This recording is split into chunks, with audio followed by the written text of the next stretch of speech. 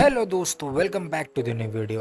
और आज की वीडियो थोड़ी स्पेशल होने वाली है क्योंकि आज हम बात करने वाले हैं सोलो लेवलिंग के यूनिवर्स के टॉप 10 स्ट्रॉन्गेस्ट कैरेक्टर के बारे में। और जो लिस्ट के फर्स्ट और सेकंड नंबर पे हैं उनके बारे में तो आपने एक्सपेक्ट ही नहीं किया कि ये हो सकता है। सो अगर आपको भी जानना है कि क्या है और कैसे है तो इस वीडियो को जरूर देखिएगा एंड तक। तो इस लिस्ट के नंबर 10 पे हमारे पास Beru. And king Beru one of the most interesting character है सोलो लेवलिंग के यूनिवर्स में। और इसका डेब्यू हमने देखा था जेजू आइलैंड आर्क में। और Jeju island arc one of the best arc है इन सोलो लेवलिंग वर्स में। बात करें अगर बीरो के बारे में तो वही एक ऐसा एंड था जिसने अपने आप को पूरी तरह से इवॉल्व कर लिया था। और इसी को देखते हुए वर्ल्ड के काफ़ी सारे हंटर्स ऑर्गेनाइजेशन ने टीम अप किया था और उनके ऊपर रेड किया था ताकि वो उन लोगों को मार सके। स्टार्टिंग में ये रेड बहुत उनको आसान लग रही थी कि ये लोग उसे टैकल कर लेंगे, लेकिन असली मज़ा तब आता है जब बीरो की एंट्री होती है। उसने एक साथ काफ़ी सारे एस रैंक हंटर्स को ख़त्म कर दिया जो कि नॉर्मल नहीं है, और उसे हमारा मेन प्रोटैगनिस्ट संग जिनवू रोकता है।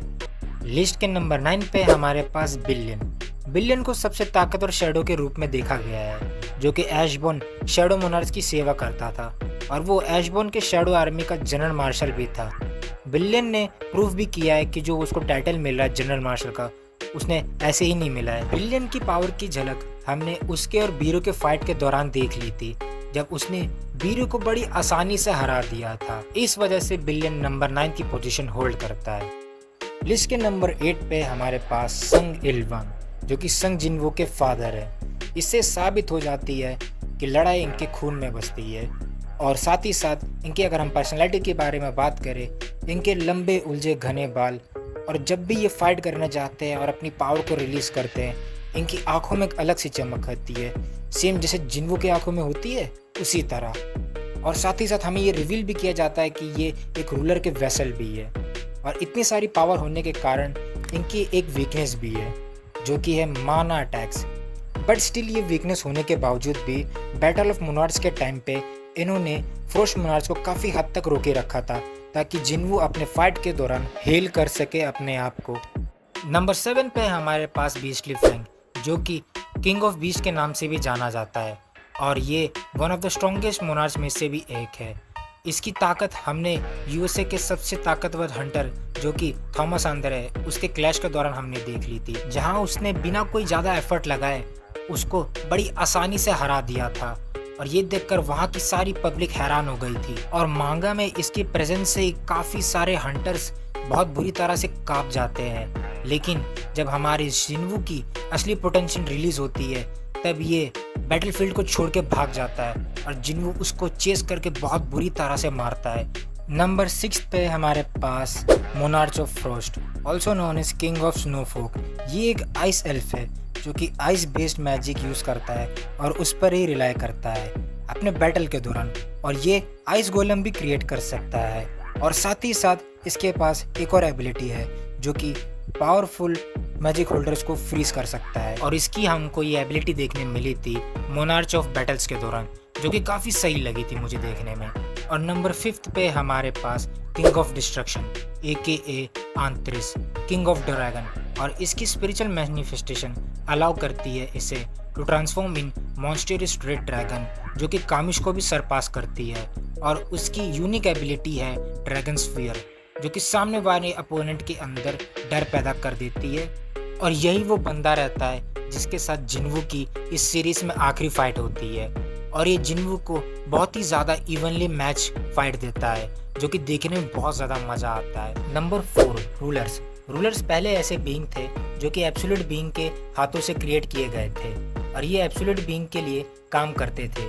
और एक समय ये लोग वॉर भी किया करते थे मोनार्च के अगेंस्ट, जिसमें कि ऐशबॉर्न भी था उनके साथ लड़ाई में। उन लोगों को पता लगा कि ये सब वॉर डेथ एब्सोल्यूट बीइंग ही करवा रहा है अपने एंटरटेनमेंट के चक्कर में।